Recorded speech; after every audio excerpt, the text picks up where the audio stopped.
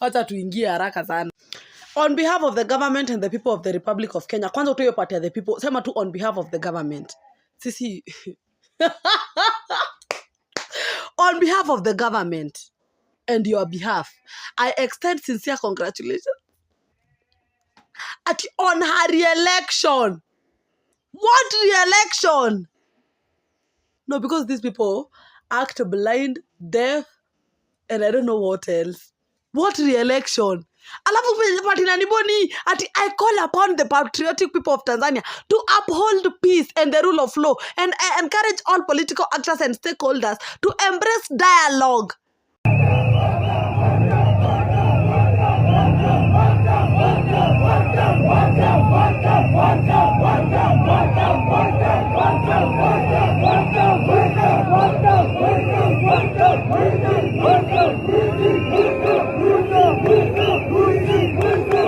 Just hours after Tanzania announced that President Samia Suluhu had won the election with an unbelievable 98%, Kenya's President William Ruto sent a message of congratulations. But instead of calm, his words created fire. Many Kenyans are angry. They say, how can you congratulate a victory filled with fear, violence, and darkness?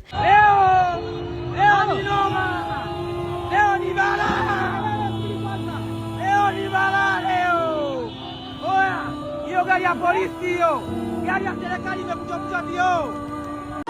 Wanajeshi wanaambia warudi. Mungu wa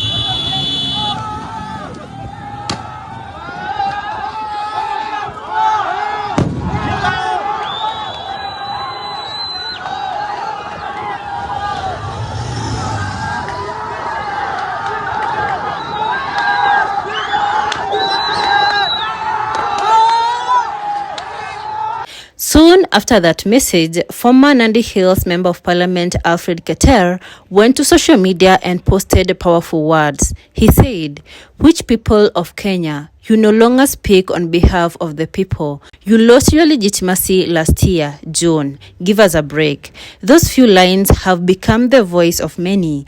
And now across Kenya, young people are talking, planning, and questioning what this means to their country. On October 29, 2025, millions were expected to vote, but that day turned into chaos. Reports came in of missing ballots, police clashes, and even banned polling stations. Some areas had no internet. International observers said the turnout looked low. Yet the Electoral Commission announced more than 86% turnout and 97.66% votes for Samia Suluhu. To many, the numbers did not make sense. And when President Ruto congratulated her so quickly, Kenyans felt betrayed. They asked, are we supporting democracy or oppression? On X and TikTok, thousands of Kenyans shared one message: you cannot congratulate fear and call it peace. President Ruto's message looked polite and diplomatic. He wrote that Kenya congratulates President Samia Suluhu on her victory, and he wished the people of Tanzania peace and unity. He also promised to keep building the friendship between the two nations.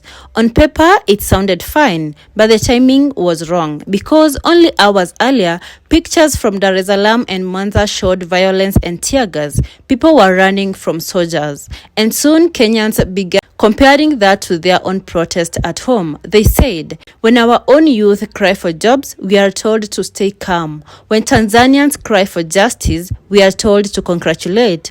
That feeling of double standards made the anchor grow deeper. Then came the post that changed the tone completely. Former Member of Parliament Alfred Keter wrote directly to the president, "Which people of Kenya, you no longer speak on behalf of the people." Those words spread fast. They were shared thousands of times within minutes. People said Keter had spoken what many feared to say aloud. He was not just attacking Ruto, he was speaking for citizens who feel ignored. Across Kenya, the youth started recording videos in markets, in universities, in buses. Everyone had an opinion. Some said Ruto was only being diplomatic, but others said diplomacy should never silence truth. One blogger said, if your neighbor's house is burning, you don't clap, you help them. And that is what this moment felt like. A neighbor celebrating while the other side was in pain.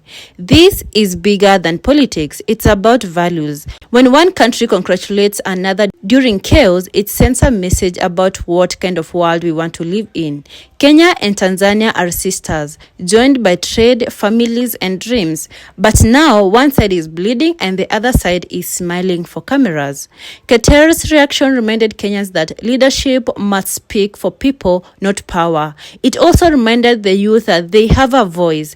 Many now say they are planning peaceful demonstrations. They want Kenya to stand for democracy and human rights, not just diplomacy. Small groups have begun to gather in Nairobi, Kisumu, and Mombasa. They say their message is simple. We don't hate Tanzania. We love truth. When Samia Suluhu was sworn in again, many African leaders attended, but President Ruto did not. He sent his deputy instead. This move raised more questions. Was it because of the backlash from Kenyans, or was it quiet resistance to the chaos surrounding the vote? Some say it was a smart diplomatic step to stay neutral. Others believe it was too late. The congratulatory message had already caused damage.